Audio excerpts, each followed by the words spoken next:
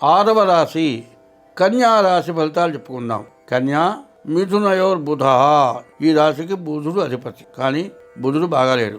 అయితే ఈ రాశికి గురువు కుజుడు ఈ రెండు గ్రహాలు తప్పితే ఏ గ్రహాలు కూడా పూర్తిగా బాగాలేవు. దాదాపు ఈ జనవరి నెల పూర్తిగా ఏ రాశికైనా కూడా సరిగా లేదు అని చెప్పాలి. ఎవరైనా సరే కుజుడు ఏకాదశిలో బ్రహ్మాండంగా ఉన్నాడు. ఏకాదశిలో ఉన్నటువంటి కుజుడు వల్ల ఇల్లు స్థలాలు కొనుక్కోవడానికి ఖచ్చితంగా కొనుక్కోగలుగుతారు. మీ దగ్గర రూపాయి లేకపోయినా అప్పు పుడుతుంది. అప్పు ద్వారా మీరు ఆస్తి కొనుక్కోగలుగుతారు.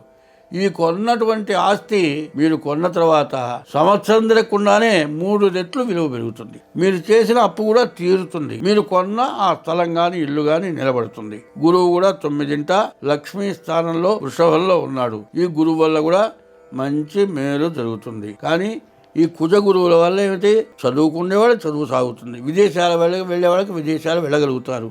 అదే కాదండి, ఉద్యోగం ప్రమోషన్కి పోతారు. అదే ఉన్న ఉద్యోగం ప్రమోషన్ పోవటమే కాదు, మీకు రావాల్సిన డబ్బులు ఏమైనా ఉంటే కూడా వస్తాయి. తర్వాత ఈ కుజుడు వల్ల మీరు ఇంతకుముందు ఎవరికన్నా ఇచ్చి డబ్బులు రాక ఇబ్బంది పడుతూ ఉన్నా, మీరు ఏదైనా మీ ఆస్తులు ఏదైనా పరాయి వాళ్ళ స్వాధీనంలో ఉండి కోర్టులో దావా జరుగుతూ ఉన్నా, అదే కాదండి భార్యాభర్తలకి తేడా వచ్చి కోర్టులో దావా జరుగుతూ ఉన్నా, ఇవన్నీ కూడా తిరిగి మంచిగా మీ స్వాధీనం మీకు అవుతారు. భార్యాభర్తలు కలుస్తారు. మరి మీ ఆస్తి రావాల్సింది వస్తుంది. అన్నీ బాగున్నాయి. కానీ బాగుండని గ్రహాలు మాత్రం చెప్పాలి అంటే మరి 6 గ్రహాలు పూర్తిగా బాగాలేవు. రాహువు, కేతువు, రవి, శుక్రుడు, బుధుడు ఈ గ్రహాలు బాగాలేవు. అయితే మంచి అనేది 2 గ్రహాల వల్లే మీకు బాగా మేలు జరుగుతుంది. 9ంట లక్ష్మీ స్థానంలో గురువు, ఏకాదశంలో కుజుడు. ఏకాదశంలో కుజుడు రావటం చాలా మంచి జరుగుతుంది. ఇటువంటి టైంలో మీరేం చేయాలి, మీరు ఈ గ్రహాలకి తగిన శాంతి చేసుకోవాలి.